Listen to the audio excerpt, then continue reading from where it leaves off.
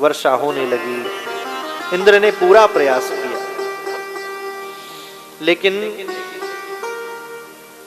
धीरे धीरे ब्रजमंडल डूबने लगा। सब नंद बाबा के पास ब्रजवासी आए। नंद बाबा ने ठाकुर जी से कहा कि हम तो पहले ही कह रहे थे कि इंद्र का अगर अपमान कर दिया तो ना जाने इंद्र क्या कर देगा।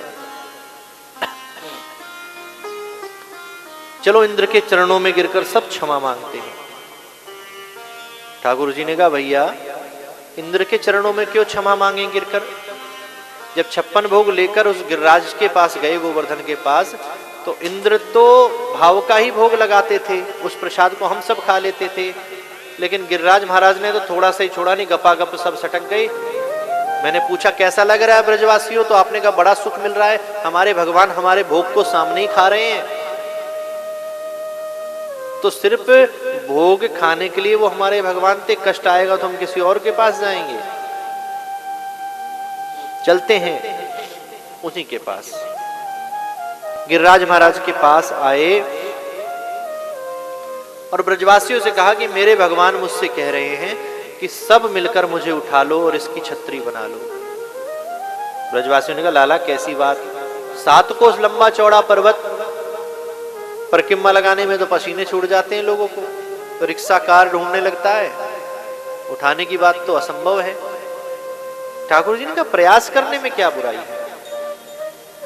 बहुत बड़ा लक्ष्य देखकर भी कई बार मन विचलित हो जाता है और हम ये सोचते हैं कि हम इस लक्ष्य को पा ही नहीं सकते।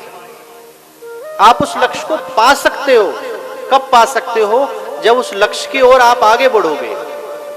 लेकिन आगे ही नहीं बढ़ोगे, दूर से देखकर डरते रहोगे, इतना बड़ा पहाड़ है, इतना ऊंचा पर्वत है, कैसे चढ़ा जाए। एक माझी नाम के व्यक्ति ने पूरे पहाड़ को तोड़ डाला। क्या संभव है ऐसा? उसने शुरू किया तभी तो संभव हुआ, शुरू ही नहीं करता तो कैसे होता।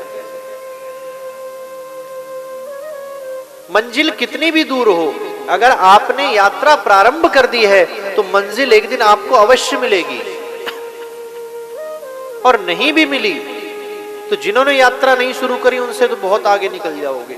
कोई भी लक्ष्य आपको पाना है, बहुत बड़ी कंपनी खोलनी है, आपके मित्र को भी खोलनी है, उसने फैसला किया कि 10 साल बाद हम ऐसा काम शुरू करेंगे। आपने डिसीजन लिया कि हम 2 साल बाद ऐसा काम करेंगे। एक बात निश्चित है कि 2 साल में बेशक उस मंजिल को आप ना प्राप्त कर पाओ, लेकिन उस 10 साल वाले व्यक्ति से बहुत आगे निकल चुके होंगे। तो यात्रा तो आप प्रारंभ करो, मंजिल तो अपने आप मिल ही जाएगी। तो ब्रजवासियों से ठाकुर जी ने कहा प्रयास करने में क्या बुराई, नहीं उठेंगे तो नहीं उठेंगे। और समस्त ब्रजवासियों के संग मिलकर अपनी कनिष्ठ का अंगुली के नख पर ठाकुर जी ने गिरिराज को धारण किया।